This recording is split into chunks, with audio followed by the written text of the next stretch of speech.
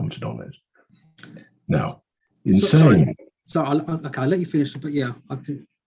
Go on. No, if you've got it, if you haven't understood what I've said to you, then I'm very happy to clarify. I thought Mr. Derbishire's first point of call was the appeal proposal does accord with policy 21, and then the second point is, nevertheless, it accords with the development plan read as a whole. The second part, yeah, and then on the third part is in the alternative, material considerations outweigh that. So his two steps in relation to the plan are: number one, not having residential, as far as he's concerned, doesn't mean that we're in breach of policy 21. Yeah. His second step is, even if it does mean you're in breach of policy 21, that doesn't mean you're in breach of the plan when read as a whole. Those are his two steps. Okay. Yeah. So I'm rolling all of that up in this, because otherwise we'd be here forever. So I'm rolling that all up into these questions I want to ask you. So in deciding, in contending that the lack of residential still results in the scheme being in accordance with the plan, it doesn't result in the scheme not being in accordance with the plan. And expressing that view, he's in the good company, isn't he, of the planning officer, the case officer who wrote this matter up to the committee. Because the officer formed the same view, didn't he? Yes. Or she, forgive me. So that's core document 4.1 is a reference. We needn't get it out. The conclusion is expressed in paragraph 8.28, just for the inspector's note, if he wishes to write that down. That's where the officer says what I've just put to you and you've just agreed. All right, so it's not just Mr. Derbyshire sort of, having had one too many pints of real ale in the Flying Pig and then writing his proof. We're in the good company of the planning officer in expressing that view. So with that in mind, can we now go through the local plan together? I just want to draw a few parts of it to your attention and ask you some questions about it. So within it, I'm going to give both electronic and original pages to try to keep everyone happy, so to speak. So policy number 1, which is on original page 14 for the inspector and electronic page 21. So can we just get policy 1 to hand, please? Tell me when you're there. Yeah. And this is the presumption in favour of sustainable development policy, policy number 1. And it does indicate to us, if we just look at it together, that in the first paragraph, that the council is going to work proactively, etc., proposals approved wherever possible, and secure development that improves the economic success and quality of life and place in Cambridge. So it's certainly one of the fundamentals of this plan, isn't it? I'm not saying it's the only one, but it's one of the fundamentals of this plan, isn't it, to improve the economic success of the city of Cambridge. It's an overarching spatial strategy to improve the economic success. It also tells us that we need to improve the quality of life and place in Cambridge. So that's kind of sense of place issues. Yes, indeed. And you'll understand that we think we do that. And you've told us that for the reasons Ms. Reynolds explained, etc. Council takes a different point of view. Yeah. I'm looking at the economic point here because we've got offices, we haven't got residential. We've got a pub, we haven't got residential. We've got all those A uses, as they were, we haven't got residential. So, I'm focusing on the economic side of this. Yeah. So then next, policy number 2, which is on original page 23 and electronic page 30. Original page 23, electronic page 30, you there? Good. And here, if we could just look at this together, I won't read the whole lot out, but in the last sentence of the first paragraph, I'm told something specific. And this is one of 3 references, which later on I'm going to come back to. So employment development will be focused on the urban areas of major change, opportunity areas in the city centre. So just while we've got it there, in other words, what we propose by way of our employment development is entirely consistent with, accords with this focusing policy, doesn't it? Employment development will be focused on ... areas of major change ... We are entirely consistent with that, obviously. You're entirely consistent with that policy. I agree to caveats that so would a mixed-use scheme that included residential on the allocated site. Yeah, but there isn't a planning application in front of the inspector that includes residential. So the question for him is, does the planning application, which is in front of me, which is offices, A uses and the pub, but not residential, does that accord with the plan when read as a whole? So that's why we're doing this. All right. So I'll take your point. Yeah. Thank you. That's good. So just remember that focused point there, because I'm going to come back to it when I've clocked up 2 others. All right. Yeah. And then if we look in the supporting text, which is paragraph 2.41, it's on the next page. So page 24, original electronic, page 31. Have you got paragraph 2.41 there? 41, sorry. 2.41, paragraph 2.41. It's on the next page. Oh, right, sorry. Is that all right? Have you got that there? Yeah. Yeah. Good. Local plan supports all sorts of things. The plan seeks to deliver new employment land at 6, and I'm going to emphasise this, key locations in Cambridge. They are, and you can see that one of them is the area around Cambridge Station, which we know is then later on defined as the area of major change. All right. Yeah. Okay. So, and plainly, in proposing employment in one of the key locations for employment is entirely consistent with this strategic point, isn't it? Yes. Yes. Good. Thank you. So that's the second of the 3 things I'm going to ask you about again in a few moments. So key location. So we're a place where employment's to be focused. We're a key location for employment.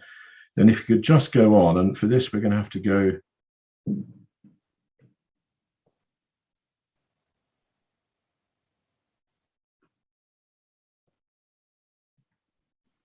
No, just give me one moment. I'm so sorry. No, don't worry about the next point. So just pausing there with those 2 points, then let me just ask you this question about the plan. So it describes our location where we are as an area where employment should be focused, and it describes it as one of the 6 key locations for employment. The plan doesn't use language like that, does it, for this area vis-a-vis residential? We're not in a key area for residential development, are we? A key location for residential development, are we? Nor are we in an area where the plan says residential development should be focused. No, policy 2 is for the location of employment development. So, as you're aware, local plan, you get pulled and pushed from different parts, and this part deals with employment, and employment is to be located in the urban area. I don't think there's anything between us and the appellants on that. No, that's fine. That's fine. So just give me one moment, because it's one of these things that happens to people like me. You write these notes and then you can't read them when it comes to the crunch time. I just want to check a reference before I ask you my next question. Sorry. So forgive me for keeping you. No problem. Sitting there. I don't want to waste your time, but I just want to make sure that I don't take us all on a wild goose chase. Here we go. Great. Excellent. I would say while we're waiting.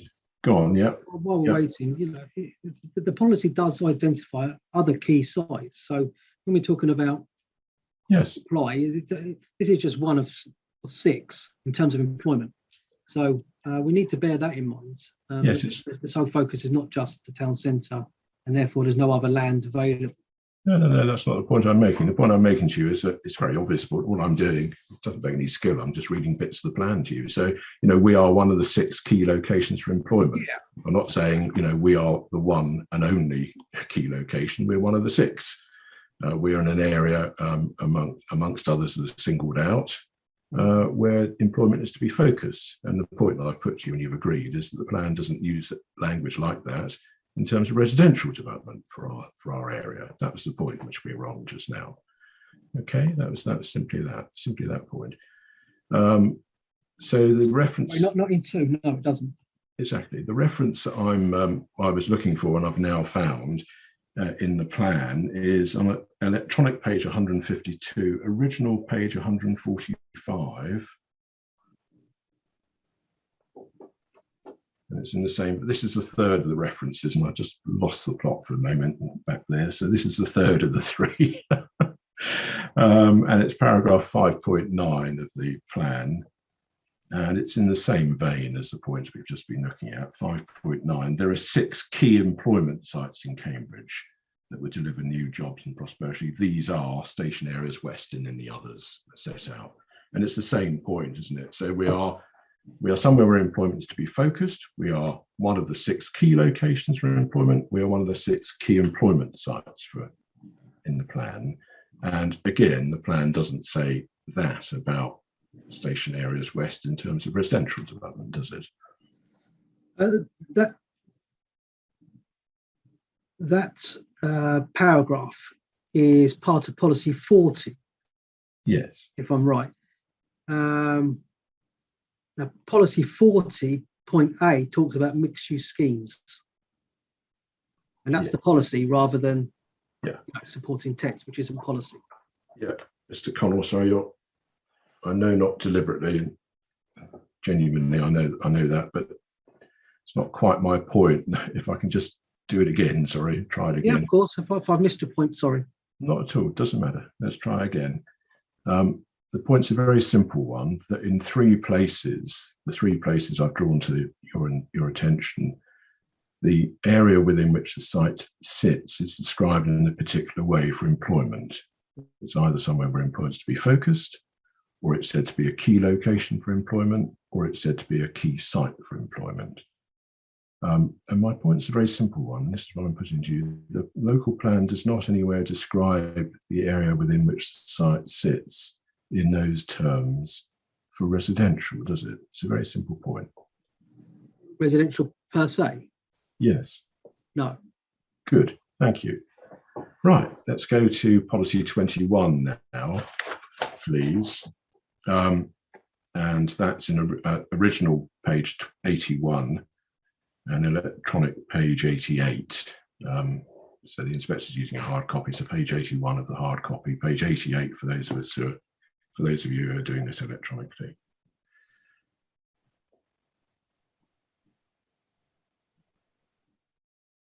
All right, tell me when you're there. I'm there. Great, thank you very much indeed. So let's just flush out a point of approach which I think has emerged now that I better understand what's being said. Having listened to you earlier on, give your oral evidence in chief. So can we just pick up 2 references in the policy, and I'm then going to ask you a question. So in the opening paragraph of the policy, so before we get to the individual sites, we find that there's reference to the area and that things will be supported. That's the continued and complete regeneration of vibrant mixed-use areas of the city centred around and accessible to a high-quality improved transport interchange. And then it's these words which I'm interested in. The principal land uses will include, all right? So the principal land uses will include. Then we have the individual sites, and we are, of course, as we all know, M44. And at the beginning of M44, we're told that there's reference to the site area, and we're told land comprising blah, blah, blah, will include, and then there are these things set out, one of which is residential. Now, as I understand it, you're reading will as a requirement, because you said in terms in your evidence in chief, the plan requires residential on this site. So did I understand that correctly? That's how you're reading the terminology of this plan, just so I can make submissions on it in due course. Is that your reading of it? Is that the way you're reading it? Yes, and to qualify that, I believe policy 21 directs us to that. It's a directive policy that requires, and by using the word will, include residential. That's why I believe that the mixed use requires residential. Now, I don't think there's anything between us and the council's committee report on that. They too are of the opinion that there's conflict between policy 21. Now, put that to one side, they also look at other policies, but as far as I read the committee report, there's nothing between us on that as well. All right, Mr. Connell, thank you. So let me just get back to the points, because I had therefore correctly understood that you're reading this as a requirement. So I'm just going to put this to you. Obviously, I'll pick it up in due course in my closing. But to be fair, I'll just put it to you. It's will rather than shall. So will expresses an intention. Shall is the word which would indicate that something is ordered, if you like, is mandatory, is required. So will rather than shall. Do you wish to say anything in relation to that or not, Mr. Connell? I'm not as clever as you in those words, but I'll say Don't worry. I'll say will. To my mind, will is will. You have to do it. It's nothing to do with being clever. Somebody who learnt English in a household where English was a foreign language. I'm not going to sort of claim any great linguistic skill or anything. And the other thing, just in context then, nor does this policy in any way indicate that planning permission would only be granted if, or should be refused unless. It's not a policy written in those terms, is it? No, no, it doesn't, and I wouldn't expect it to. Right, okay, thank you. Just picking up these points as we go. Then in terms of, if we then go back to M44, it doesn't simply refer to residential, and it refers to employment, and it refers to a mix of uses in classes, and I won't read them all out, they're in the policy there. Now, the uses that we do propose, I know we haven't got residential, but the ones that we do propose are compliant with, aren't they, this part of the policy? Employment and a mix of use, and yes, the rest of the other ones, yes. Yes, exactly. It excludes residential, yes, that's right. Yes, exactly. And as we've seen, the uses that we propose are supported also explicitly by other parts of the plan that we've journeyed through earlier on. But those that are specific to employment only, yes. Indeed, in this location, though, as we've seen. Yes, insofar as employment, yes. Yes, exactly. Now I'm talking about the things that we are Yeah. asking for planning permission for, not the things that we're not asking for planning permission for. Okay, and just help me. I appreciate that, but those are overarching policies dealing with employment, and clearly when you're getting pushed and pulled in terms of local plan policies, as a planner, I've worked with councils and obviously in private sector. Although you look at all of the policies, you do need to focus on what are the fundamental policies to this scheme, and the fundamental policy is policy 21. Now, the overarching policies help to inform the policies, not just the employment, but all the others, the forwards, the introductions, the visions, all of those policies. Policy 3 is an overarching policy that requires mixed use development. So in terms of a whole, and the strategic approach is to have hand in hand employment and housing.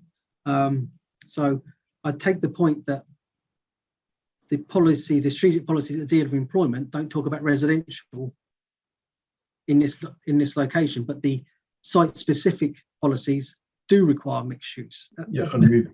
We've been, well, the site specific policy is this one here, but we've got that. That's why we're here. But just forgive me, I won't retread the steps all over again. But we've been round the point. These passages in the plan that talk about employment describe this area in particular terms in relation to employment. And I put to you, and you've agreed anyway, that the site isn't described in those terms for residential. I appreciate it's in the list here. Yeah. I put my point about will and shall. I'm not going to go back to that, etc., etc. But let's move on. Yeah. So just seeking to understand this, I mean, because we know that we've got employment, we haven't got residential, we've got various A uses. Just help me with this. If you just look, we have to remind ourselves, obviously, what these uses are, because I'm sure we're so used now to the new use classes order. But A1 shops, A2 financial professional services, A3 food and drink, A4 pub or a drinking establishment, I think is a more formal language, and number 5 is A5 as hot food takeaway.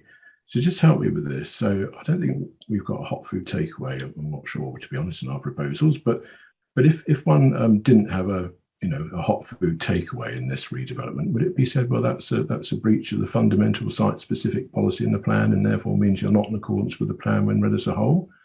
Seems a bit nonsensical to me. To my mind, the proposal did include it could include some form of that. This A4 is now the E class, which does have that element, that flexibility to have that anyway. So in my mind, I thought that there was hot food involved. The only thing that couldn't be involved in this was the A5 separately, but that's existing anyway. So yeah, just sorry, I suspect I've confused you, so my fault, not yours. Well, I'm just looking at the structure of this policy with you. I'm just giving you the opportunity to comment on things that I'm going to in effect be saying in my closing submission. So that's why I'm doing this. I'm trying to be fair. So we've got a mix of uses set out here: A1, 2, 3, 4, and 5. A5, just giving an example, hot food, is hot food takeaway. So is it being said by you on behalf of the council that if a scheme came forward on the site which didn't include, it's got all the other stuff in it, but it hasn't got a hot food takeaway, that would be a breach of this fundamental policy in the plan, and therefore a breach of the plan when read as a whole? I'm just trying to test this, do you see, by that reference, because we've been obsessing about residential. I understand why, but let's just test it by looking at the structure of the policy. So no hot food takeaway. Would you say the same, that therefore that's a breach of the plan, the policy, the fundamental policy, therefore a breach of the plan when read as a whole? Would you say that, Mr. Connell? To be honest, I don't think there's anything between us. I think the new E class allows for that anyway within that. No, that's not what I'm asking about, because we've got to interpret this plan as of the language it uses, and it talked because it was adopted in the good old days when we didn't have E. So we've got A1, 2, 3, 4, and 5. It's a very simple point, because you're reading this as a mandatory policy that requires everything that's written in this has to be done. Otherwise, you're A, in breach of this policy. B, the policy is fundamental. C, therefore, you're in breach of the plan when read as a whole. And I'm just testing it by putting a pretty obvious point to you, which is, well, let's forget about residential just for a second. Let's test it by looking at hot food takeaways, which is A5. So is it really the case, if one doesn't have a hot food takeaway, that's a breach of the policy, a breach, blah, blah, blah? Do you see my point, Mr. Connell? I do see your point. The answer. Sorry, I couldn't catch what you were saying at first. I know what you're saying now. Appreciate that. The answer would be principally yes. It would be a breach. Now, would you take a flexible approach when you're doing your assessment if you didn't provide that? Then maybe one could say yes, because it's not much in terms of a breach. But yes, technically it is a breach. All right. Okay. Jolly good. Well, I've tested it out in that way. Thank you very much indeed. Good. Let's move on, please. I noticed the time, but I just want to try and get these couple of points about the policy dealt with, and we can have our lunch break. We'll move to something else after lunch. So just while we've got this policy in front of us, just a couple of other points. Can we just look up to M14 on the same page, M14, the other allocation, one of the other allocations? Do you see item B, residential? There's an indicative capacity there of 331. Yeah. Yeah. If you look down the page to Clifton Road, which is M2, we've got an item N, we've got a maximum capacity of 550. We, in between the two, are simply residential use at item J. In other words, there's no indicative capacity. There's no indication of what the site is anticipated, should produce. And there's no maximum either. So we've got no minimum requirement, no maximum ceiling, and no indication, have we, as to how many residential might be anticipated expected to comply with item J. That's right, isn't it? Yes. Okay, thank you. It does seem to be the case, though, doesn't it, that this plan, in writing this about M44, had in mind unsurprisingly, had in mind the extant consent Do you accept that or not? You say in your evidence, but it may, but it's clearer than that, isn't it? The plan did work on the basis of knowledge of the extant consent, didn't it? It did. As part of the 2018 examination, clearly the extent scheme's there, that was there, and there's reference to it. But I believe it was part and parcel of a much historical allocation, I think in the 2006. Okay. So I think that's just been part and parcel of the history. Sorry, I didn't mean to interrupt you. My fault, Mr. Connell. Sorry. But I say in my proof that, notwithstanding any of that, that the local plan went through a full examination and the policy was found to be sound. And I think, and not I think, I know that the appellants didn't put any objection in as part of that process of the 2018. That's fine. This is not an re-examination of the local plan. I'm not saying, I couldn't say the plan's not. There's nothing to do with my case to say the plan's not sound. The plan is the plan. What we're arguing about is whether what we do meets or doesn't meet the plan. That's what we're arguing about now. Yeah, I appreciate that, but I'm just qualifying my answer to your question. All right. So can I just be specific then? Because I was trying to do it the shortcut way, but oh dear. I should no. I should know by now, shouldn't I? So if you look in the same document in the local plan, electronic page 254, original page 247 for the inspector's benefit, 247 original page, electronic page 254. When you've got it, give me a shout, Mr. Connell. 254. Yes.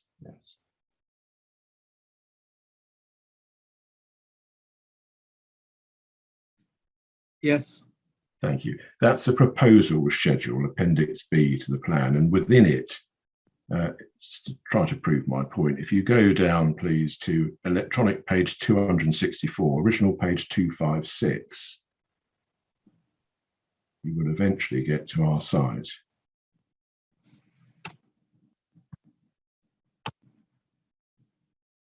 Electronic page 254, original page 224.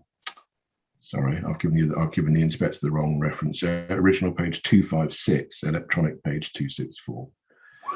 All right, are you there, Mr. So 256. Original page 256, electronic page 263. Okay.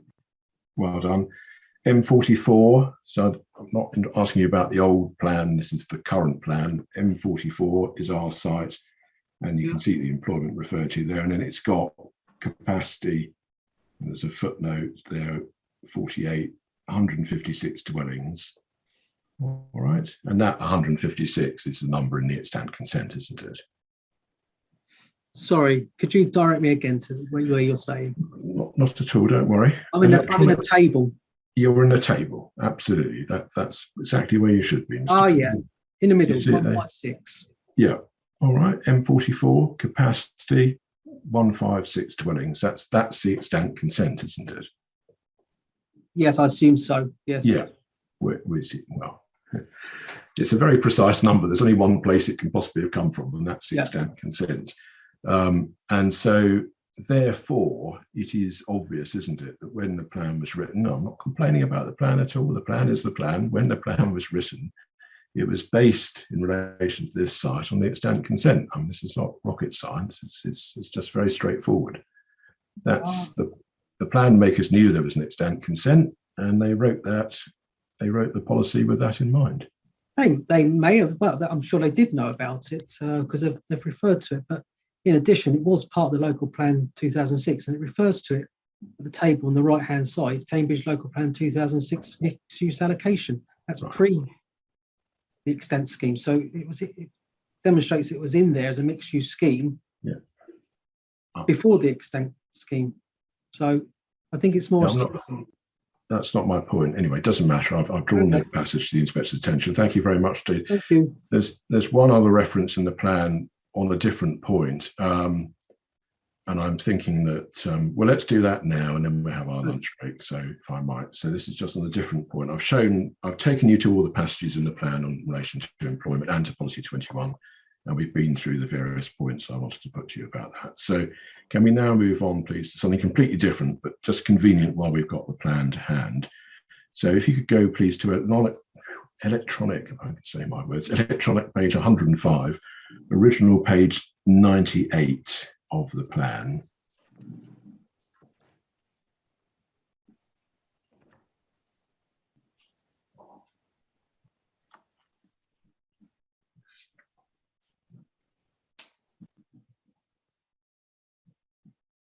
Yeah. And here we can see that there's here on this, we can see that on figure 3.11, we are marked out here, aren't we, as there's another designation that we haven't particularly sort of had to particularly look at before, I don't think, but the Hills Road corridor. Do you see it? The Hills Road corridor. We're in that Hills Road corridor marked out on this figure. This is yeah, policy 25. Yes, which we're going to look at in a few moments' time, but here's the figure that goes with it, yeah? So we're in the Hills Road. It's pretty obvious that we're in the Hills Road corridor, but we're marked on the plan as being in the Hills Road corridor. Why one needs a local plan to tell us that, I don't know, but there you are. We're in the Hills Road corridor, aren't we, on this figure? Yeah. Yes? Yeah. Yes. Okay, and the consequence of that is indeed policy 25, as you've just mentioned, which is on a few pages earlier, electronic page 103, original page 96. Yeah. Yeah. And this is the policy that covers, amongst other things, the Hills Road corridor. And at item D, you see one of the things we're meant to do in the Hills Road corridor is just above A, B, C, and D is development proposals will deliver a series of coordinated streetscape and public realm improvements, which, item D, create a more comfortable and simplified pedestrian environment through provision of more generous pavements and street trees, etc. So certainly the concept of taking a site like ours, which currently has no public realm whatsoever, and expanding the public realm of the streets, the pavement of Hills Road, into the site is not only consistent with the plan, but is something positively sought by the plan in this policy for this very area, including our site. That's right, isn't it? As far as D alone, are we talking about? Or? Yes, because that's the one that talks about more comfortable, simplified pedestrian environment, more generous pavements and street trees, by the way, while we're at it. So what we're proposing vis-a-vis this site is not only consistent with the plan in this regard, but it's something that the plan positively seeks, doesn't it? Isn't it? Yeah, it supports. Yes. Insofar as D alone, yes. Yes. All right. Thank you very much indeed. Good. Well, that's enough about the local plan. I'm going to move on to, if the inspector concludes that we are in breach of the plan, we're read as a whole, what about material considerations? But that I think we can do after lunch. So that's a convenient moment, as convenient as any to pause for lunch. Thank you very much, Mr. Kukowski. And are we okay to resume at 2 p.m, slightly shorter lunch? Is that the preference? I'm fine with that, but I don't know whether anyone else is. But I'm seeing no one objecting, so I think we will adjourn now and I will resume at 2 p.m. Thank you very much. Thank you, sir. I see all the main faces before me, so it is tantamount to 2 o'clock, so I will resume the inquiry and return to Mr. Kukowski. Thank you very much indeed, sir. Yep. Okay, Mr. Connell. Fine. Let's move on to that second sort of major topic which I wanted to address with you, which is if you're right that the absence of residential in our scheme means that we're not in accordance with the plan when read as a whole. You know, we now need to move to whether there are material considerations which indicate the appeal should be allowed. All right. So we're moving to that now, Mr. Connell. That's the next topic, if you like. So what I'm going to do is just run through a few points with you, sort of one by one, and just see where we are in terms of agreement or disagreement. So the first thing I just wanted to put to you is this, that plainly in those material considerations, in this scenario that we're talking about now, in amongst the material considerations which the inspector should look at is all the policy support in the local plan for the uses that we do propose. Because even if the lack of residential is therefore a breach of the plan, one should still give credit, shouldn't one, to the fact that the uses that we do propose are supported in various places in the local plan. Would you agree?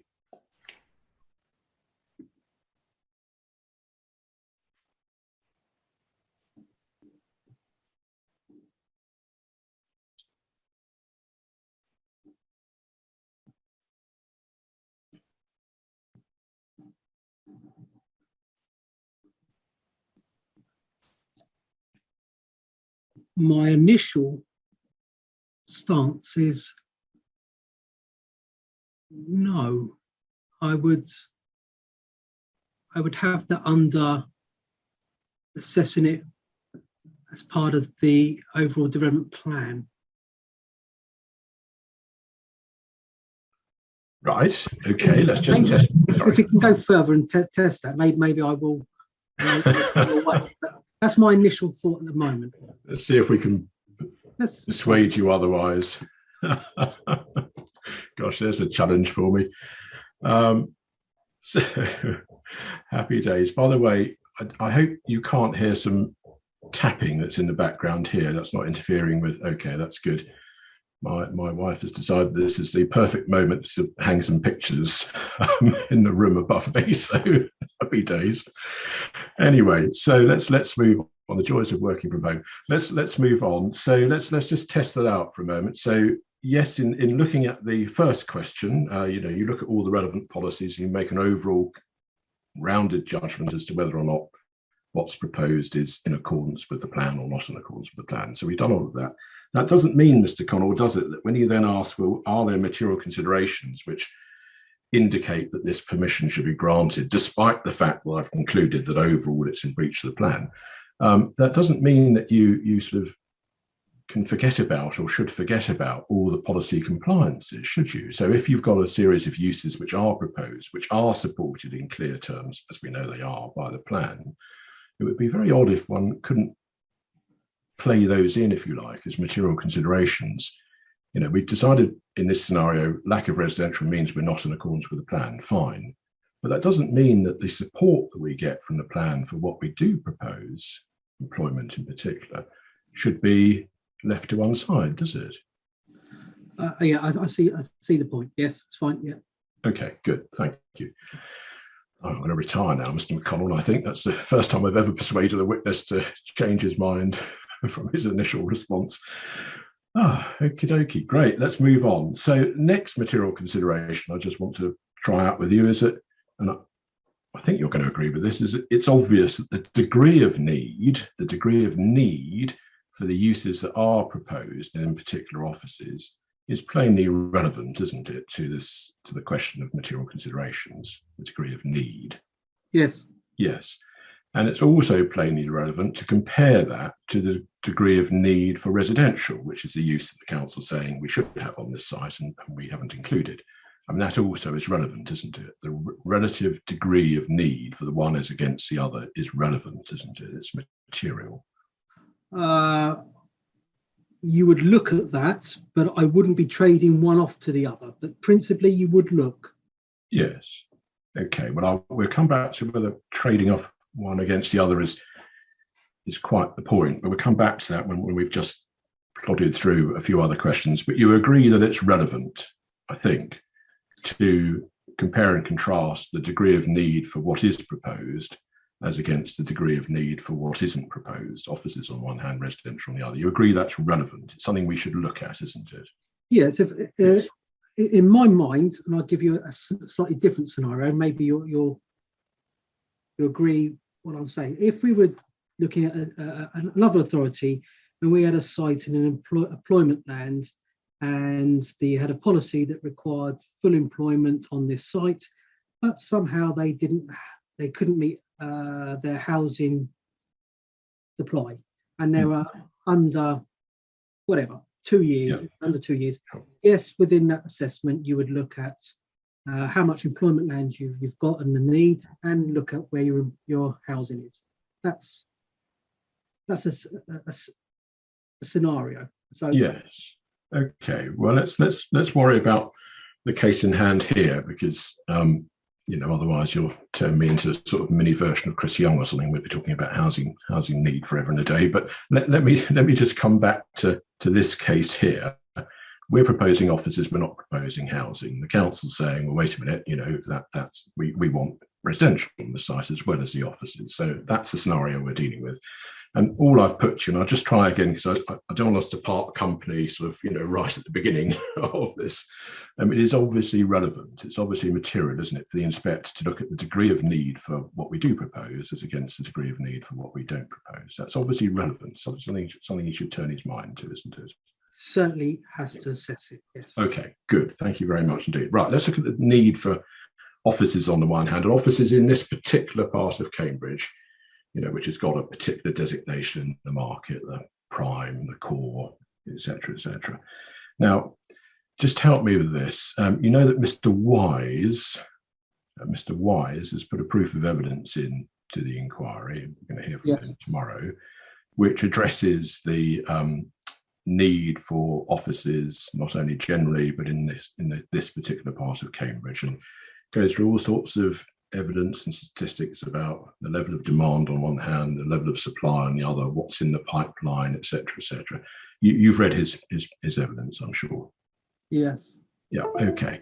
Now, is there anything in his evidence that you take issue with? Is there anything in his evidence where you say, well, that's just wrong, and the reason it's wrong is because so and so? You haven't said that in your rebuttal, you haven't said anything orally, but I just want to double check so I don't go off on a misnomer, if you like.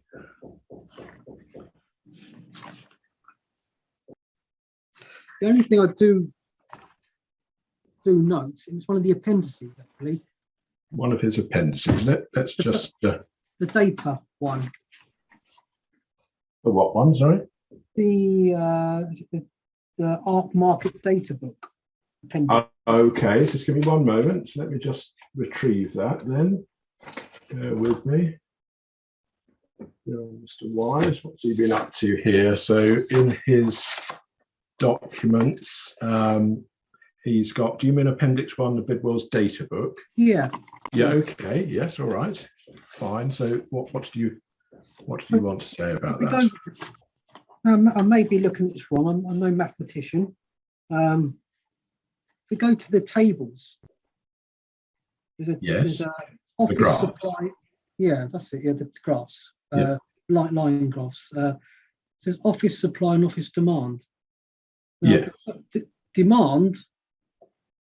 supply is up, but demand is down on the last in 2021. That's all I noted. Am I reading it right? What's your point there? Sorry, because he works through all of this in his evidence, and he explains why in the area where the site is located, which is in this prime core, where if you've got some offices to let, you're killed in the rush. They're let before they even rise out the ground.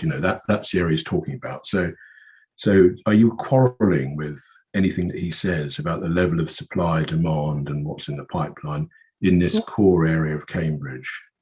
Well, all I am saying is this is the table. This is a graph that's been provided, and I'm not reading what Mr. Wise says and looking at this. I can hear the tapping, and looking at this last 2011, it does seem that we're saying by his evidence that in June 2021, supply is up, but demand is lower. Forgive me. This is Cambridge as a whole, and what I'm asking about, that's not my point or our point. And in any event, I'm not going to make detailed points about the graphs. That's for Mr. Wise tomorrow when he gives his evidence, because I'm going to otherwise get myself distracted. My point is that Mr. Wise gives evidence about the level of demand, need that there is for offices in what is described, not in our documents actually, fun enough, but in the council's own documents, as the prime central area of Cambridge for office for employment development. And he gives evidence about the level of demand, need, the supply, what's in the pipeline in that area within which the site sits, because that's what I'm most interested in. And I'm just asking you whether you take issue with anything he says about that in his evidence. No, I don't. Thank you. I will rely on my proof from a rebuttal, where I explain that although I accept that in the urban area there is a small and finite space, and clearly on that basis, you're going to have an increased demand and reduced supply over just by the fact that there's no land. However, since the 2018, probably before actually, but during the examination of 2018 and now, that has been taken into consideration. Now, although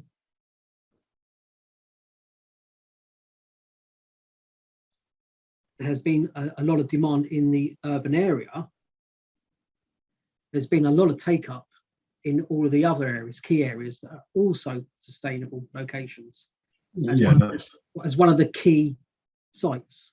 So to my mind, the local plan has allowed for the supply of employment, not just in this area, that's the focus, is in the centre, but in all other sustainable locations within city centre, City of Cambridge, and obviously now will be South Cambs as well. Yeah, that's not, forgive me, that's not really my point. I'm not, forgive me, no part of my question is loaded to say there's something wrong with the local plan. I'm not saying the local plan hasn't done whatever it's done, it's been through its process, it's adopted, etc. That's not my point. My point is I think a much more straightforward point, which is we've actually given evidence about the level of, we've written evidence that's going to be explained to the inquiry tomorrow orally, etc. So, there's evidence before the inspector from us about the level of need stroke demand in this particular area, which is the prime core where people particularly of a certain type particularly want to locate, and the level of supply and the level of the pipeline, and words such as in Mr. Wise's evidence, I'll just give you three, that the level of the imbalances between them is chronic, desperate, and acute. And I'm just seeing whether you quarrel with any of the factual underpinning of that, the facts and figures, if you like, that go to underpin those judgments he's made, that the need is so great in that area and the supply is so low in that area that there's a chronic, desperate, acute shortage in that area.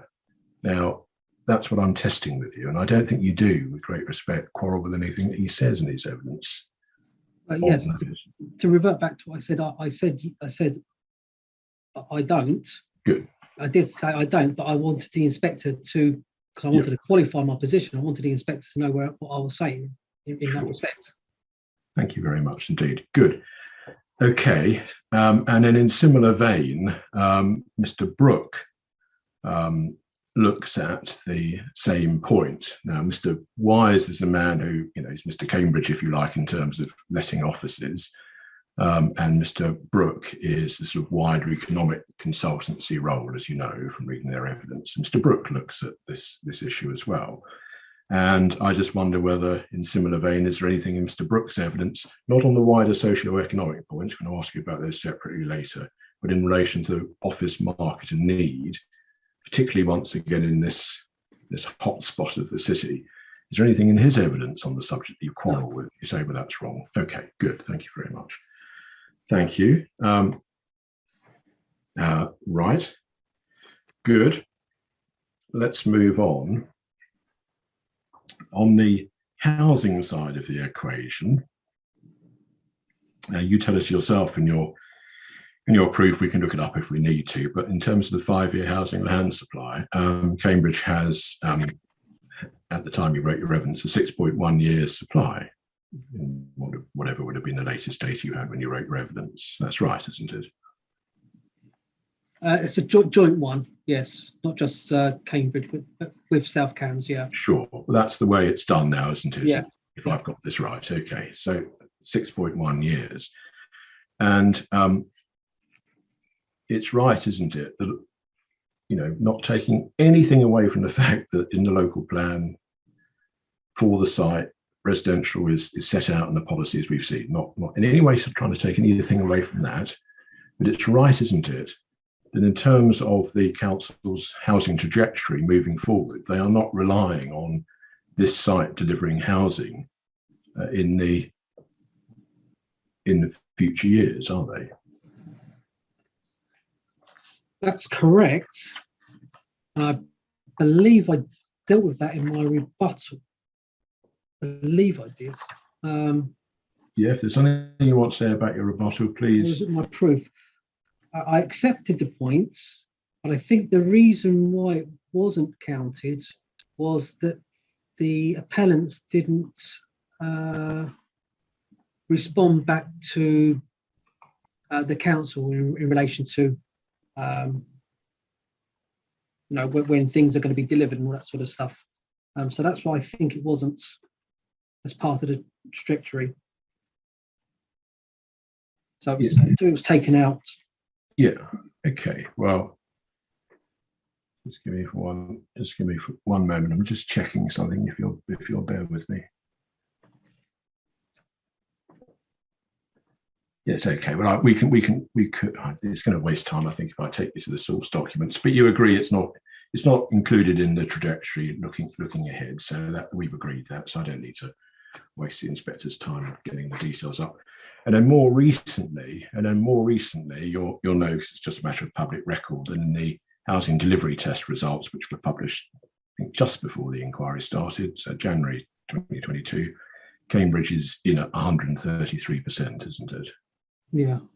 Yeah. Okay. Thank you very much indeed. Good.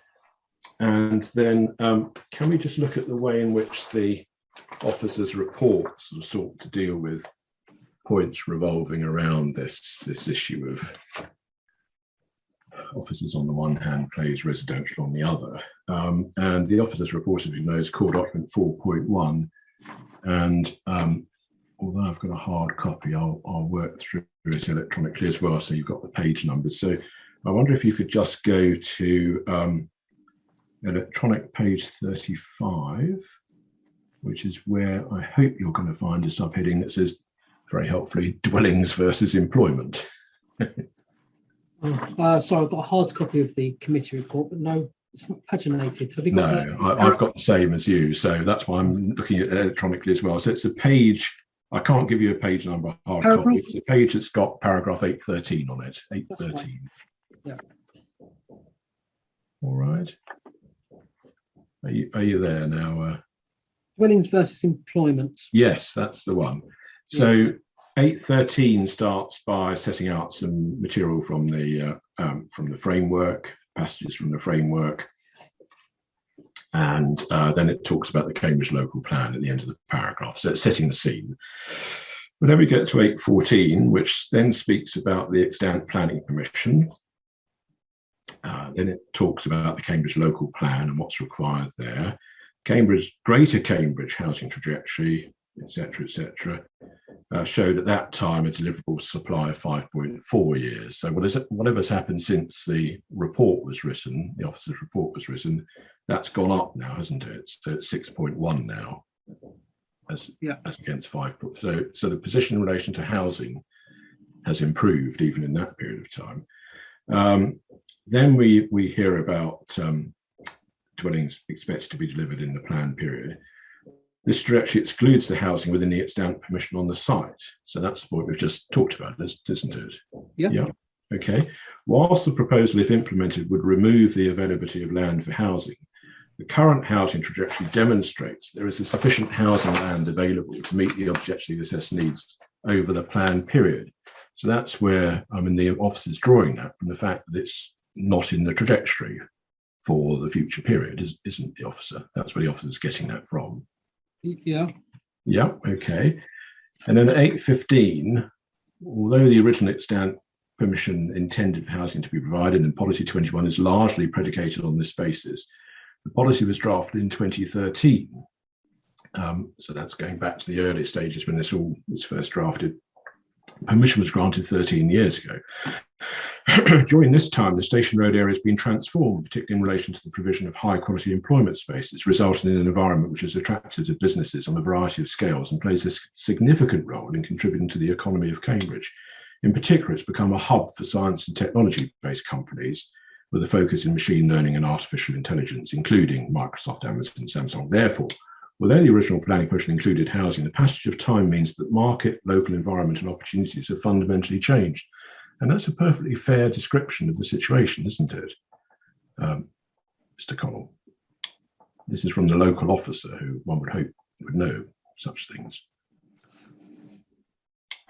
With a fresh pair of eyes, I'm not in agreement with him. And I dealt with this in chief, where, in my opinion, the area has thrived and triumphed because it has this mix of uses, not this, which 8.15 is trying to suggest when you read it, it's some kind of employment-led, solely employment-led, where to my mind it's mixed-use-led, and the triumph is having that element of residential in there. So I'm not totally in agreement with the officer. Okay, well, let's take it step by step then. Let's just see which bit you're quarrelling with. I mean, the first sentence is just fact, isn't it, of that paragraph? Although the original company was intended for housing to provide employment, it's largely predicated spaces. Policy was drafted in 2013. That's when when the drafting of the local plan started. These things take years. I've tried another way to speed plans up, but there you are. But these things take years at the moment, and planning permission was granted 13 years ago. So that's all just straightforward fact, isn't it? That is, but we discussed that the policy historically came from 2006 local plan. All right, well then fine. So the officer could have written, this all started in 2006. It probably would have made the point even stronger for the officer, but there you are. During this time, the Station Road area has been transformed, particularly in relation to the provision of high quality employment space. So I think this is where you would say, well, yes, but there's also some high quality residential development as well. But I mean, you don't quarrel with what the officer says there. It's been transformed. I mean, anyone who's twos and fro's from Cambridge over the years can see the transformation has been massive. And as you go along Station Road, for example, that core there, Station Road, it's all offices, isn't it? Well, if you take the area as a whole, it's CB1. It's transformed insofar as providing a mixed use site. Yes. To match the employment with the housing. That's what the triumph of the area is, not the provision of just simply high quality space by use. But the officer isn't saying that with great respect. The officer is saying particularly in relation to the provision of high quality employment space. I mean, that the big difference that's happened in this area is, yes, there are new homes that have been built in this area, but the particular, if you want to use the word triumph, the particular triumph of this area is that it has made a business quarter for Cambridge that it didn't have before. That's the big triumph of this area. Yes, there are homes, of course there are, and that's great. But the big marked thing about this is it's created a business quarter, and it's created a business quarter which has become, as the officer says, a hub for science. I mean, this is one of the world's leading areas for companies of this nature. And that's particularly marked, isn't it? That's a particularly marked thing about what's happened here. Yeah, I think the triumph is it's the mixed use in the area, not so far as just employment, and therefore it's attracting businesses per se just because of an employment. I think it's the fact that there is mixed use that it's actually attracting these global players. Well, you don't. No, that's not. Where do you get that from? I mean, a lot of the people who work in these, as you know, one of the attractions of the office buildings in Station Road is they're by the clues in the name. They're by the station because, ironically, as the evidence shows, the attraction of this area is not just to people who live in Cambridge or Greater Cambridge, if you like, but people actually come in from London. It's the reverse of the many trips that, you know, people thinking about commuting are used to. People come out of London to Cambridge to work in Cambridge, and the train station is right there. More importantly, you should have mixed use, so you don't have to go and travel that far. Yeah. Anyway, Mr. Connell, can we just go back to what I'm actually asking you about, which is, they're coming by train, by the way. Can I just go back to what I'm asking you about, which is that the major transformation here is homes are homes are homes are homes. But the major transformation here is that it has created a business quarter for Cambridge that it simply didn't have before. And it's a business quarter which is attracting the world's leading companies in the field of AI, machine learning, etc., to Cambridge, and has created a world-leading centre of excellence. That's the major transformation, isn't it, that's happened here? Not apartments and flats, which are all very welcome and everything. But there's nothing. Having flats in Cambridge doesn't put Cambridge on the world global map. But having a business quarter like this does. Don't you see the point, Mr. Connell? I do see your points, but I disagree with the points. Right. What I'm saying is it's the mixed use that attracts the businesses. It works, it thrives. That's where people are coming. That's where people want to live, where people want to work. That's the vision of the city council. Okay. All right. Jolly good. Thank you very much indeed. Well, I've put my point and you've given me your answer. Thank you very much indeed. Let's move on. 8.16 in the officer's report. Comments at the end that what we propose would contribute to economic growth. The economic growth of Cambridge. We've been around all of that again, and there's all sorts of discussion about job targets. I want to just move on, please, to a later part of this report where, because there's pages of this, but let's come to the officer's conclusions, just to try and cut through this. And they're at paragraph 8.25. So that's electronic page 38 if the inspector's putting page numbers in. So there's a conclusion just above 8.25. Did you have that there? Yes. Good. Thank you very much indeed. And here the officer says, although there's an extant permission for residential on part of the site and the policy requirement, so officer reads it like you do, fair enough, to include housing, the supply of housing land within the city remains robust and buoyant, with overall housing numbers capable of being delivered without inclusion of those granted on this site. That's all the stuff that we talked about earlier on, isn't it, Mr. Connell? That's just reprising the points we've already discussed. Yep. Spatially, the position of the site adjacent to a main road and integrated with a public house is not conducive to a residential environment, particularly in terms of exposure to noise. Now, this is one which we haven't touched on before, so let's look at it now. So this is a site that's got one side faces a very busy road, and the other side faces the lovely botanic garden. And we intend to include a pub in it, as we all discussed. And although planning can't control this, the pub when it was last there was a well-known, etc., music venue. So the officer's got a point, don't you think, that one wouldn't ideally choose to put residential on the Hills Road frontage of the site, would one? And one would need to think about the interplay of residential and the pub, particularly if the pub is ever going to resume its life as a music venue. That's exactly why I'd be looking for residential as part and parcel of a mixed-use scheme in the city centre. It's done throughout the country. Where I live now in Bedford, there's trying to get offices into residential in the city centre. They have pubs underneath. They have it's all part of the thriving nighttime economy. That's part and parcel. That's exactly why I'd be looking to see such residential development. Yeah, this isn't a pub underneath though, because what everyone wants to, as I understand it, is to keep the pub in its location as a pub with an outdoor garden, etc. Sorry. Yeah. So if I can just clarify, what I meant was in other locations, not this one. Right. Okay. In other locations, I live near Bedford. In Bedford, there's offices that are converted to residential, and underneath that are pubs and clubs, and it's the nighttime economy and the thriving nighttime public realm that they're trying to promote. So it's exactly where I want to see residential in this location.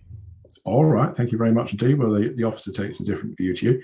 Then the officer moves on. Historic England also notes the proposal for commercial use would be more complementary to the benefit. And that's the statement of fact. That is the view that they've expressed, isn't it? I've read that, yes. Yes, and it's a heritage view. And I heard you in chief saying, well, not sure you really agreed with that, but that's the view that the statutory consultancy has expressed about these competing uses, isn't it, as we well know?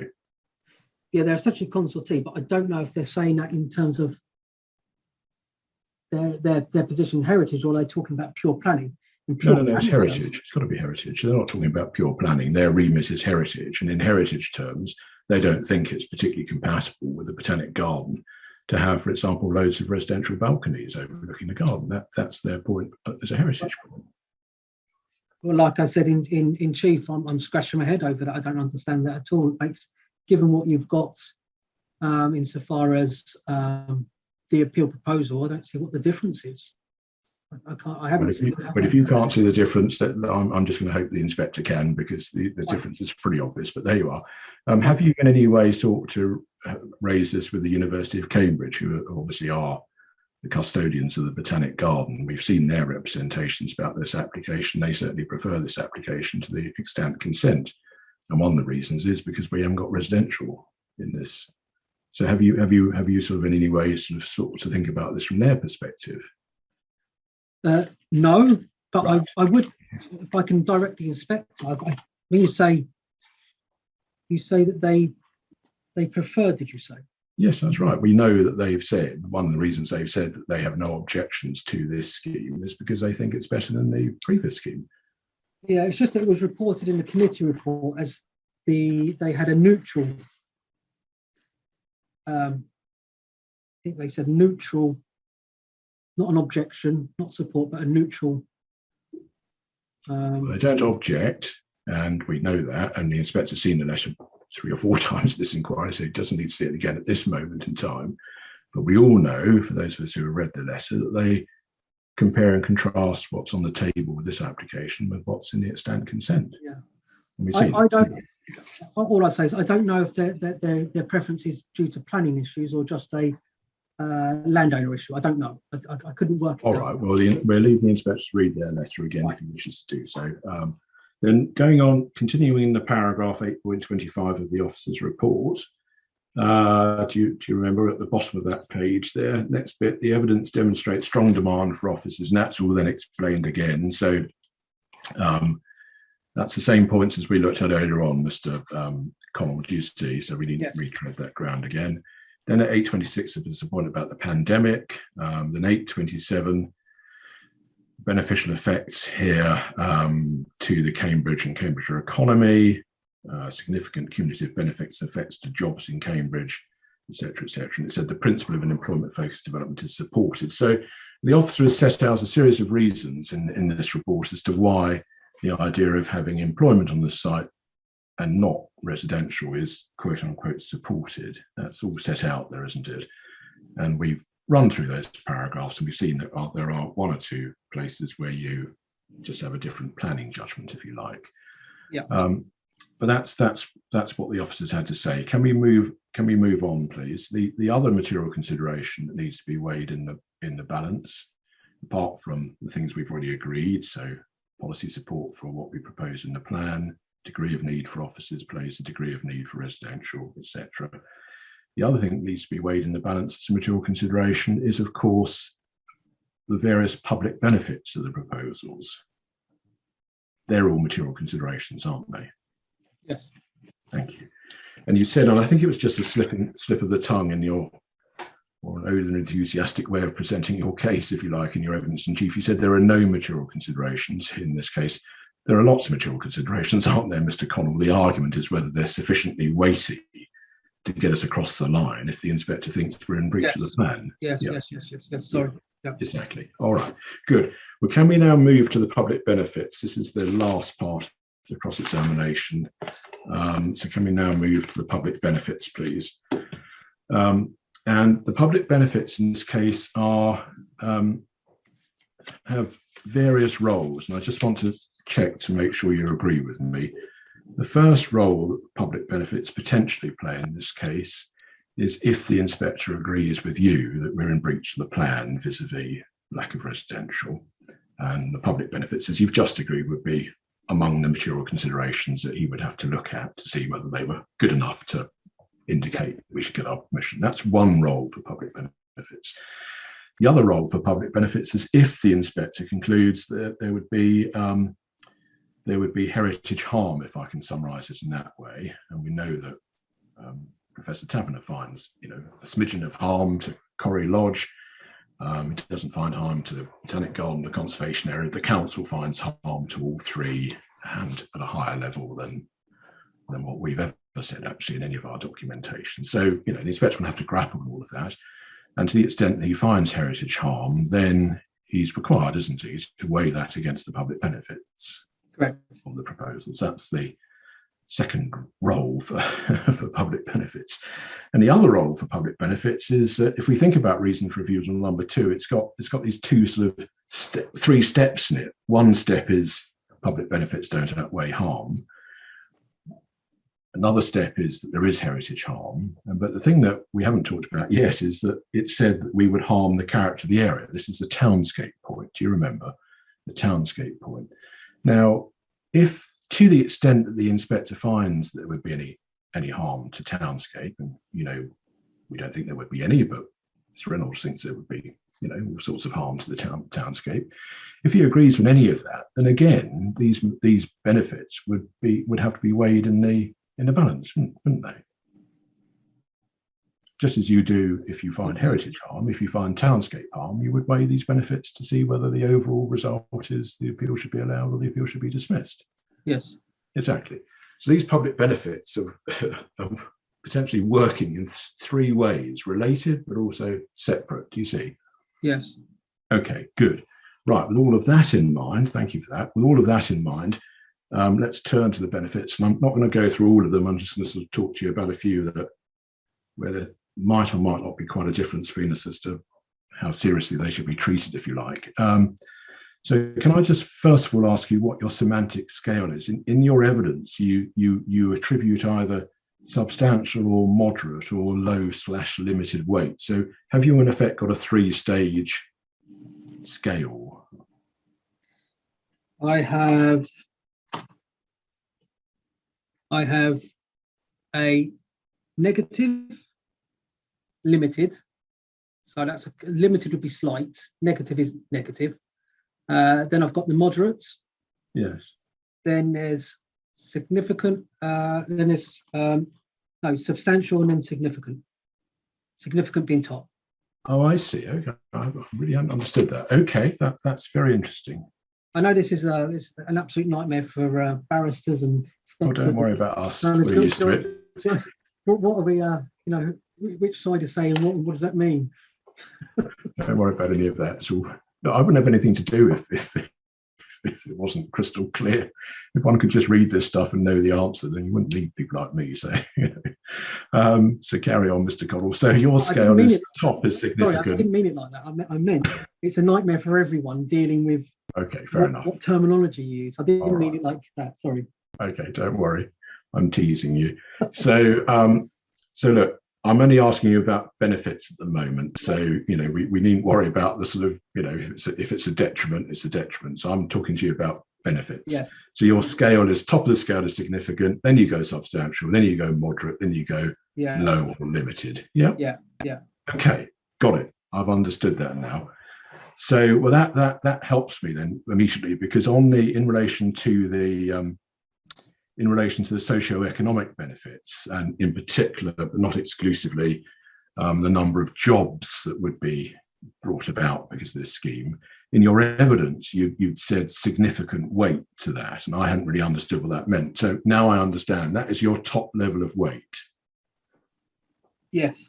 Yes, got it. And that's why you said in chief, you don't think you're actually quarrelling with Mr. Derbyshire on that point, because he gives it his top level of weight as well. Got it. Right, that's fine. Pennies drop now. Thanks very much. That's nice and straightforward. Good. Well, let's look at some of the others. So, one or two of the ones that jumped off the page for me, I just want to check with you. So, in relation to the need for the offices that we propose, you give that moderate weight, and that we now understand is, I don't know, it's sort of, it's the third of your 4 levels of weight, isn't it?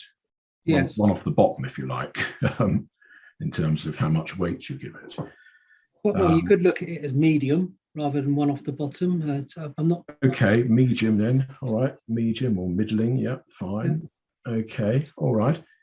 So medium level weight. Now, if the inspector finds, if he does, that the need for what we propose in this prime part of Cambridge is, as Mr. Wise has called it, chronic, desperate and acute, and as Mr. Brooks says, severe, pressing and critical, if the inspector agrees with that, then it plainly is a point of very, very real weight, isn't it? I mean, it's not just a middling point if the inspector accepts the evidence, if he does. Yes. If he does, and he disregards the other key allocations within the local plan. So if he says, I'm only looking at the need here, I disregard, or I understand that the City Council have allocated additional land to meet their employment needs up to 2031, but I'm going to put that to one side and I'm only going to focus on the urban area. And yes, if, like me, he says, well, yes, I understand that there's a need in this location, but I also have to bear in mind that there are other areas that have been allocated through the local plan provision and will continue to up to 2031, meeting their employment need as a whole. Then I hope it would come down to my view on medium. All right, so that's what explains why you haven't sort of said this is a really heavyweight point. That's why you think it's a middling point. Okay, well, let's just test that for a few moments.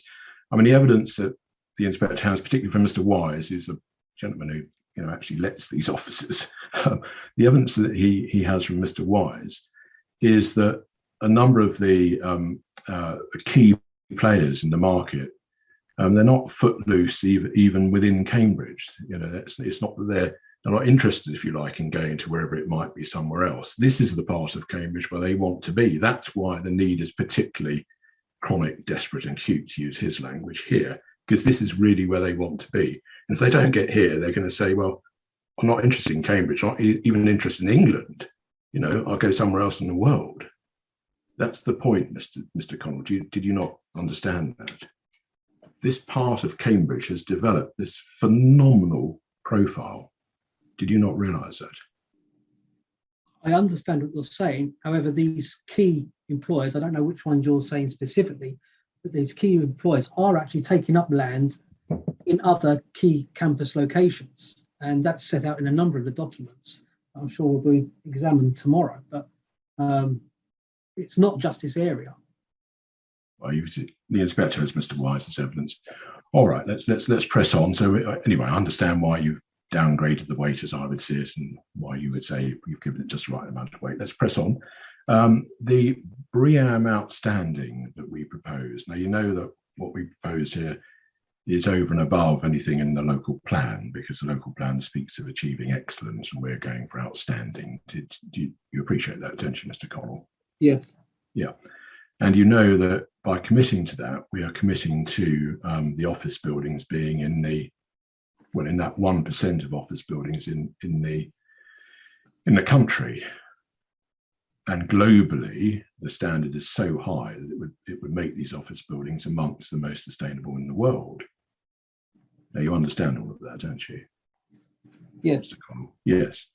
And again, here you see you give it middling weight, but that seems, I have to say, that seems to me to be really downplaying it, to be quite frank, Mr. Connell. To be amongst the most sustainable buildings in the world, and to say, well, that's a point, shrug my shoulders and say, well, that's just a middling point, seems a bit grudging to me, Mr. Connell. Would you like to just rethink that one?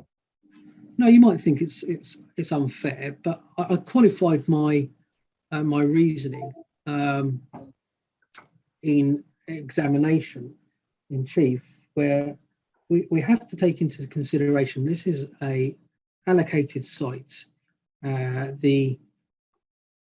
We know out of the history of the surrounding area, that some of the big global players want to go here. So based on that this is a sort of development would have that sort of sustainability integrated in a scheme in any event.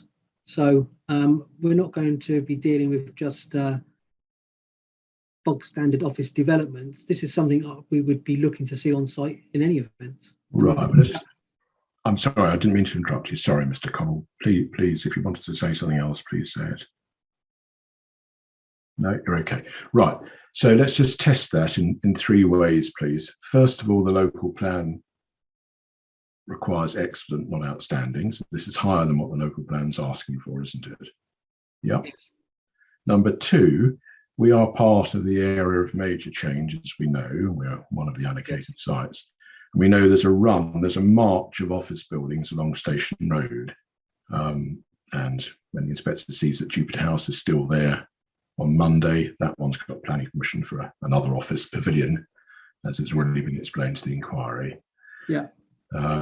Leaving the missing piece, if you like, as Ketch House. So those various office buildings are all modern. That march of buildings are all being put up in the last few years. And one of them's actually being built now, and one of them's going to be built this year, as the evidence shows. Mm. So where are the outstanding BREEAM outstanding there, Mr. Connell? I don't know about those ones. No, they're not. No. They're not. That's the point. No. That's the point. Yeah. So we would be marking ourselves out over and above the standard of BREEAM, in terms of BREEAM, the standard of office buildings built even being built now, but being built along station, that have been built and are being built along Station Road. Yeah. Yeah. I suppose if we're going to looking at the sustainability element as part and parcel of the architectural and design, is that where we're going on it? No. I'm asking about in isolation. Yeah, I'm asking about BREEAM, about this. I mean, it's a gift horse, really. The red carpet should be rolled out for us on this point, and we shouldn't be grudging about it, because we are really, really going above and beyond here, and it's commendable, and it deserves more than middling weight, Mr. Connell. I appreciate what you're saying, and in isolation, you could say, well, Mr. Connell's been slightly unfair there. He's under-egging it, but when you put it in the whole realm of sustainability is part and parcel of the whole design now, the design ethos. And you've heard my comments on the design and architecture. You've got to get the fundamentals right. You can't just get great stuff on certain things and then miss out on some things, but say, well, put that to one side. I just want to get the top price for this, when in fact, you haven't got the fundamentals right. So it's difficult for me to deal with this in isolation. And therefore, I thought it was quite fair to put medium in the whole realms. This could quite easily have gone into architecture and things like that, but it's in a separate.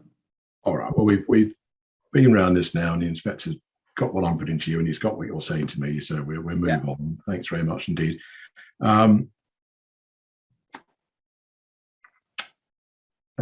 where I want to move on now is, do you remember one of the points you made to me as well? We'd expect this anyway from any scheme, and I've been talking to you about that, but I want to take that point as a wider point, please, because in relation to, just take one of the other things that you discussed in your evidence as a benefit, the biodiversity net gain. Do you remember we've got this, 200 and something % biodiversity net gain, and you give it moderate weight, and the reason you give it moderate weight in your evidence is because you'd expect there to be biodiversity net gain from any scheme coming forward on this site. Do you remember? That was your line of logic. Yeah. Yeah. And you mentioned that point 2 or 3 times in your evidence, and I just want to test it. And I want to test it by asking you to go to the NPPF, please. But before I do that, and I will, sorry, but can I just add that? Of course. My assessment, moderate, is the same as your assessment. Is that, are you okay with? Yeah, that's not my point now. I'm just sorry. I'm okay. I just didn't want to waste. No, exactly. No. I'm not asking you to adjust your weight. I'm asking you about the underlying reasoning in certain parts of your evidence. You did it just now for BREEAM. You've done it for BIOD. You've done it for 2 or 3 other things. I'm sorry. Right. BNG might not be the best example for me to give. You've done it 3 or 4 places in your evidence. You say, well, look, this is all very, very interesting, but you'd expect it anyway from any scheme on this site. That's the point I just want to tackle. Okay, let's go. Oh, Sorry. My apologies for getting ourselves concerned about biodiversity or not, as the case may be. So have you got the framework there? Yes, I have. Page All right. Thank you. Can you go to page 57, which is in the heritage part of the framework?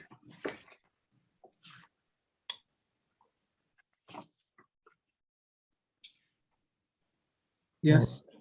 And at paragraph 202, which is the one which arises in this case, less than substantial harm, you see where a development proposal, so you're looking at the proposal, where a development proposal would lead to less than substantial harm to the significance of a designated heritage asset, this harm should be weighed against, and it's the following words, the public benefits of the proposal. And I don't need to read the rest of it. So the framework's asking for a very simple and understandable weighing process. What harm will the proposal do versus what benefits would the proposal bring? It's looking to compare apples and apples, isn't it? It's not saying anything other than that. So when it comes to carrying out this process here, Mr. Connell, it isn't right to say, well, wait a minute, we'd expect this from any proposal. That's not the point. Because if you do that, you're cheating us of the benefits of this proposal. And that's what the framework asks the inspector to weigh, the benefits of this proposal. Not the benefits which might or might not come forward with some other proposal, but the benefits of this proposal. Do you see my point? Yeah, I do. And I see the wording. There's 2 points I would say. And because I'll answer your question is, yes, I do see your point. To come back on that one, in certain situations, you're right, I wouldn't look at an alternative scheme in certain situations. So, for instance, we were looking at, we were on outside on the green belt or something like that. I wouldn't be looking at an alternative. However, in this situation, we have an allocated site, a site-specific allocated site. So it's slightly different. My second reason is I've done this a number of times and inspectors have accepted that, and I've seen a number of inspector reports do exactly the same. So I'm comfortable with that approach. I haven't been told off. Yeah, but there's always a first, Mr. Connell. I haven't cross-examined you before, and I've made this point at umpteen inquiries, and I've clocked up a few people who have been crazy enough to agree with me. But so let's not worry about what other inspectors done elsewhere, because we're looking at this moment in time, and I'm asking you some questions. Thanks very much. And let's just take your points. So the allocation point. I mean, the framework doesn't in any way restrict its request that one should do the obvious, which is to balance the harm caused by the proposal against the benefits of the proposal. It doesn't qualify that in any way to whether one's dealing with a site which is a windfall site and isn't allocated, for example, does it? I mean, it's a broad general point, and it's a point of obvious common sense, isn't it?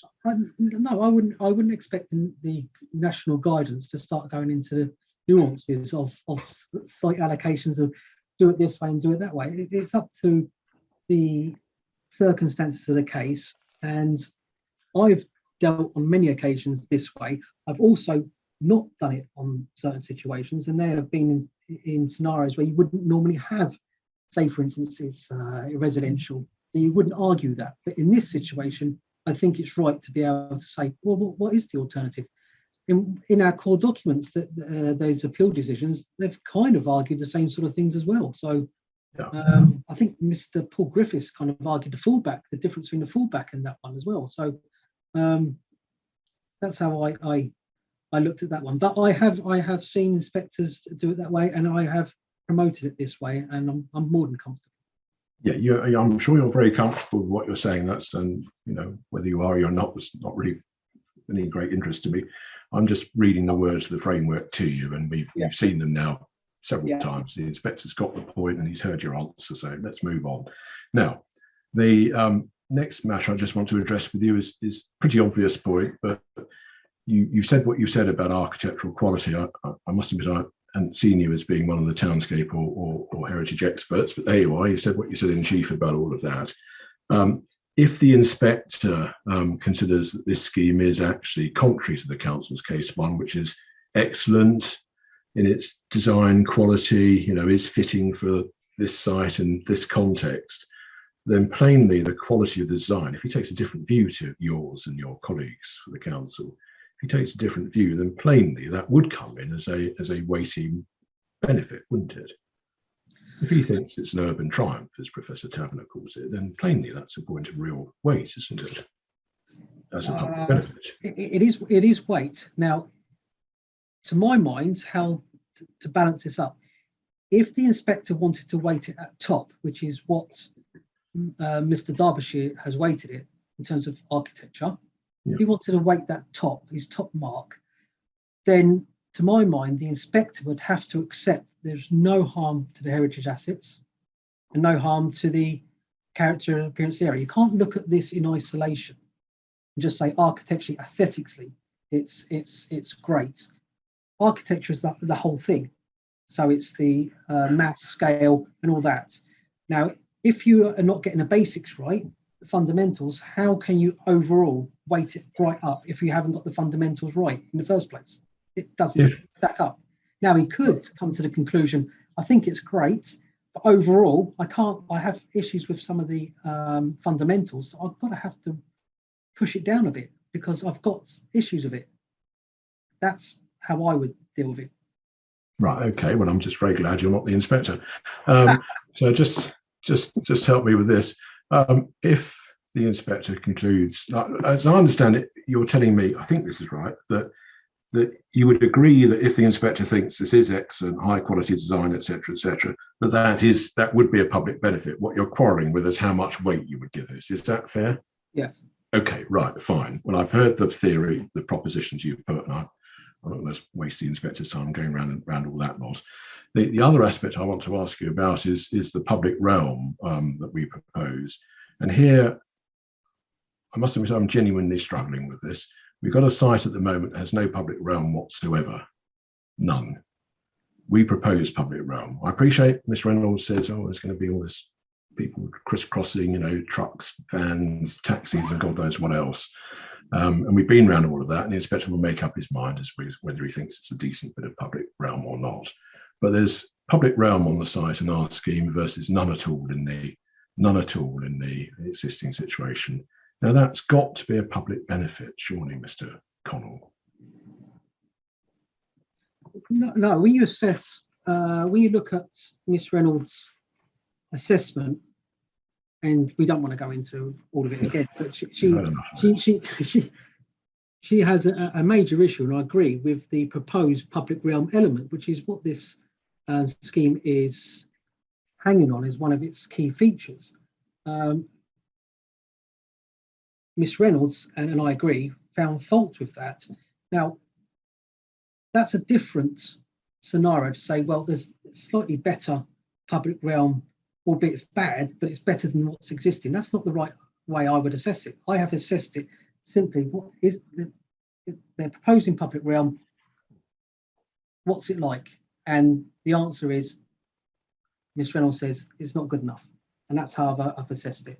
Now, if the inspector takes a different approach and says, well, to be honest, okay, we have to look at what's on the site and there's nothing there. This is something, although I don't like it, but it's something better than nothing, then he would have to weight it differently. But I haven't done it that way. Surely good. Thank you very much indeed. I understand what you've done. That's great. Let's move on. And the final couple of points I want to put to you, it's got an eye on the clock here. The final couple of points I just want to put to you in relation to all of this are as follows. Now, the exercise that you've done is an exercise where you have completely understandably accepted what's said on the townscape side by Miss Reynolds. She thinks this scheme causes all sorts of harm for the reasons that we heard about the other day, and the evidence of Mr. Griffiths that causes a moderate, middle level, less than substantial harm to heritage, to the garden, the conservation area, and Corey Lodge.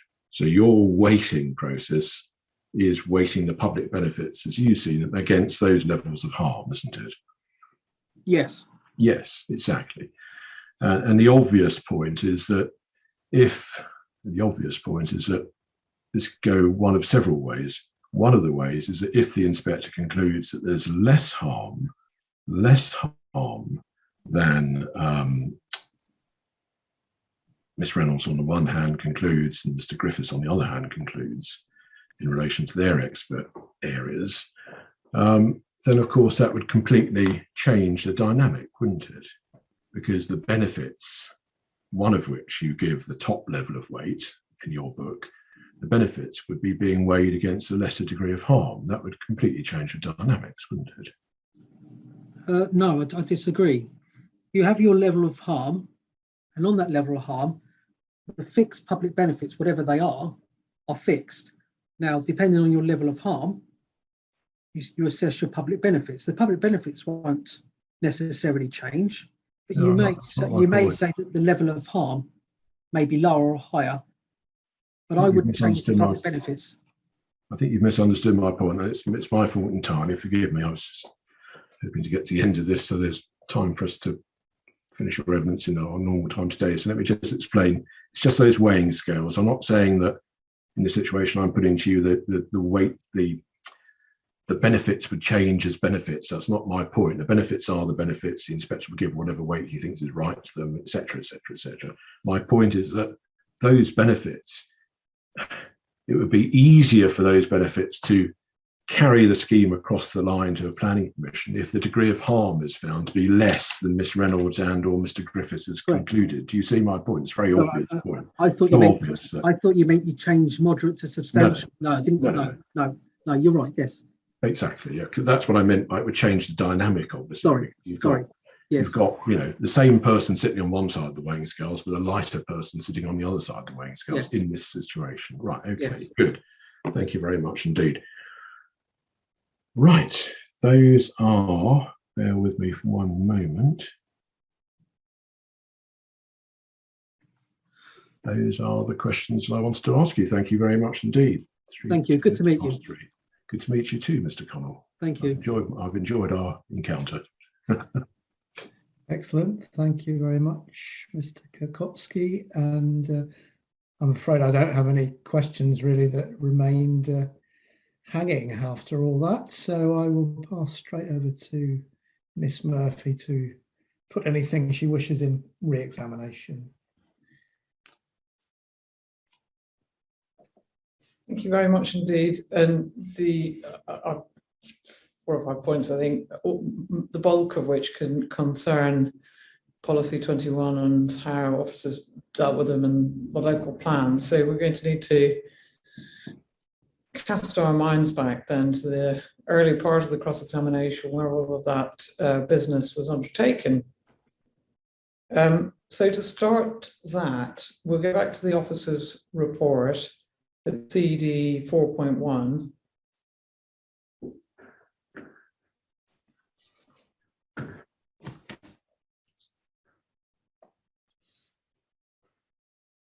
And you were taken on this subject to 8.28, but we're going to go up to the beginning of the conclusion section at 8.25 before we come back to 8.28. So in the electronic version, you need, in CD 4.1, you need page 38.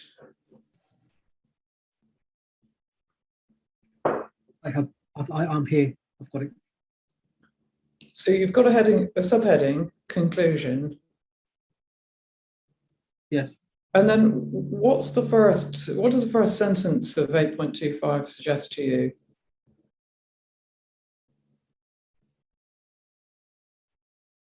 It confirms there's a policy requirement for housing. Yeah. So if you then go back down to where you were taken at 8.28,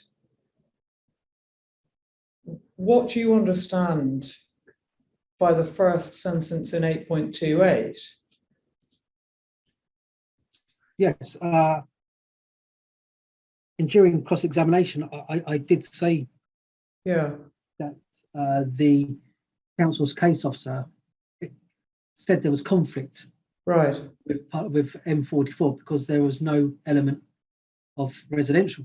Yeah, and then there's then a comment at the end of that paragraph. The principle of the proposal is considered to accord with the NPPF and the local plan policies 2, 14 and 25. But obviously policy 21 is not mentioned again. So what do you understand the officer's conclusion to be in terms of whether there is or there is not conflict with policy 21? Only conflict with policy 21.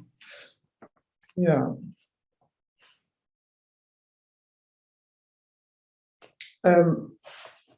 Now I'm going to just then take the points in a slightly different order in which they were asked. I'm going to rather than go to the sort of themes of the plan, I'm going to go to policy 21 itself. So you need to take up CD 5.1 and within it go back to policy 21. That, and as you know, that begins on page 88 of the electronic version. yeah. Yeah. Yes. Now, each of them, site M14, site M44, and site M2, are all subject to this. The principal land uses will include, and doubtless we can have a fun bit of interpretive discussion and closings on all that. But the separate bit, which I want you to concentrate on, please, is where there is reference to A uses in each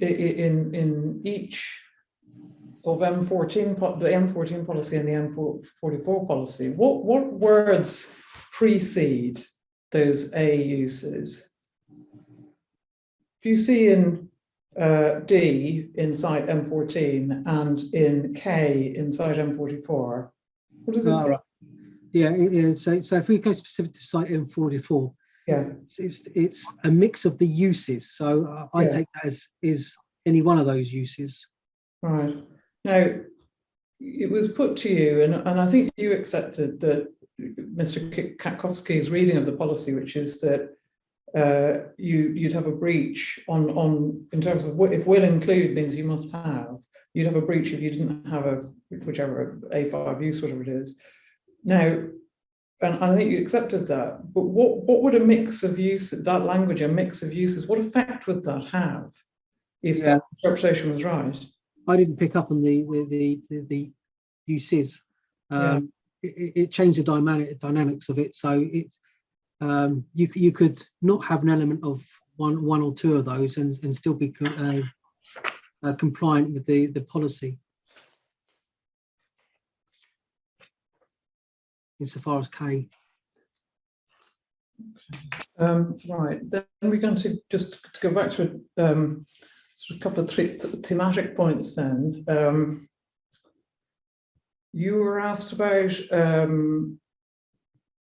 paragraph 2.41, 2.41 in the plan, and I'm that's at internal page 24, an electronic page 31, and it was put to you, and you accepted that the plan will support the continued growth of the Cambridge cluster, and that was going to be by delivering employment land at 6 key locations in Cambridge, and they're then listed. Now, you've pointed a number of times out in a number of occasions to the sort of wider objectives of the plan, and you pointed out in particular what policy 40 says, and we'll come to that in a moment. But if you turn up 2.24, 2.24. Yeah.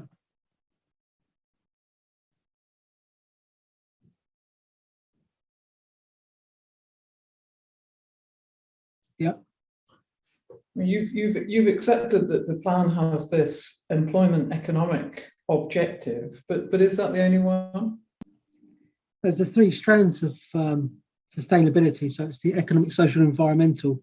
Yeah, I'd like to point out that's in my proof as well. indeed. And then at 2.25, the specific point then, you said, I think you were involved in a lively discussion about CV1 and what's advantageous about CV1, what makes it attractive and desirable for companies. You were insisting that it's about mixed use and about sustainability. I just want to look at 2.25 with you. Yeah. There's a considerable challenge for the Cambridge area. There's a need for new homes to support the jobs. And then it says that the aim is to provide as many of those new homes as close to the new jobs as possible to minimise commuting and to minimise and mitigate harmful effects of the environment, climate change, and quality of life. So in that context, what would you say about the CV1 objectives and the Policy 21 objectives in turn? To promote and support mixed-use schemes to include residential for both homes and jobs to be as part of a sustainable development. You then made a point about, you were then taken to some supporting text underneath Policy 40, I think. Yes. And you said, well, development and expansion of business space. You said, well, part A of that policy contains a requirement, and I'd slightly lost. I want to clarify what point exactly you were making. So I just want to go back to Policy 40, electronic page 149, page 142 of the hard copy of the plan.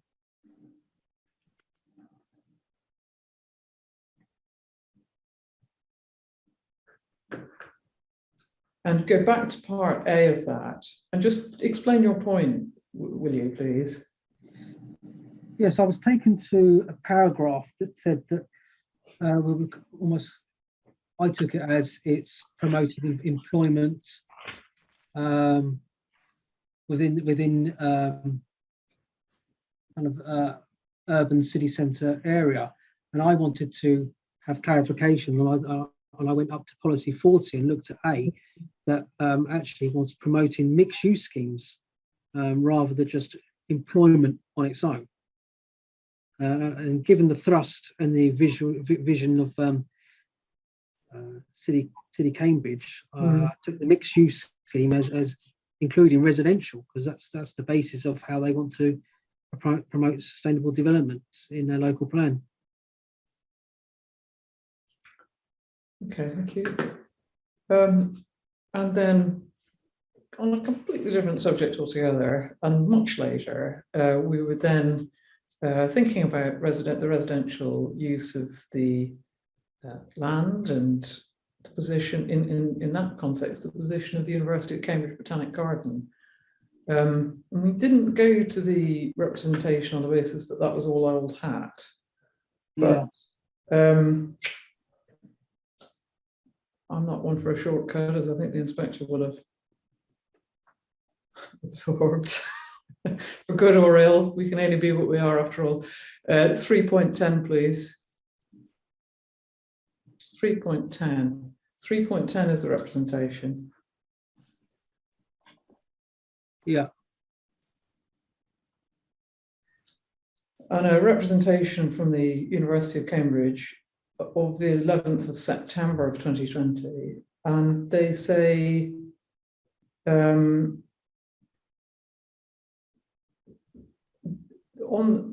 don't wish to raise any objection, and we know that. And then at the next paragraph, they say, to that end, as the applicant states in their submission, the university and CUBG team have been invited to review elements of the proposals at a number of stages during the pre-application process, insofar as they relate to the impact of the proposals on the garden. So they're there describing sort of engagement. But then they say, well, we've now had the chance to review the full suite of application documents and offer our comments below, where we wish to draw the attention to two officers of particular areas of focus as they relate to potential impacts on the garden only. So everything that's gone before, these are our points, in a sense. So that's really what they're saying, isn't it? Now, when you then just work through each of the paragraphs, I mean, am I dreaming here, or is there something which expresses a preference for commercial rather, over residential use, or is it not here? Well, when I read it, I didn't see the preference, but bear with me and I'll just see. Yeah, just review it, because it may be that I'm now a bit word blind on it, but I've looked at it a couple of times. I don't see it, and this is a point that obviously I can doubtless we'll be told in no uncertain terms if we've got that wrong. But this says when they have their final word on it, they're not in fact expressing that preference. But you help me on that if you can.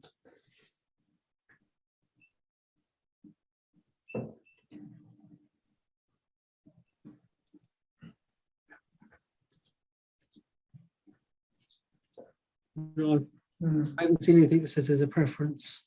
Well, okay, maybe it's the both of us then completely losing the plot over this, or it may be that we're right, we'll see.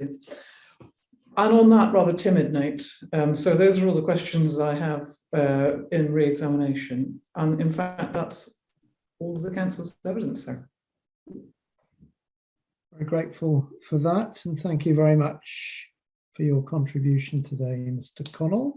No problem. Nice to see you. I've got no further questions. I think most things have been covered, in which case, unless there's anything anyone needs to say before we adjourn, we will do that, and I will see you again when I resume at 9:30 tomorrow.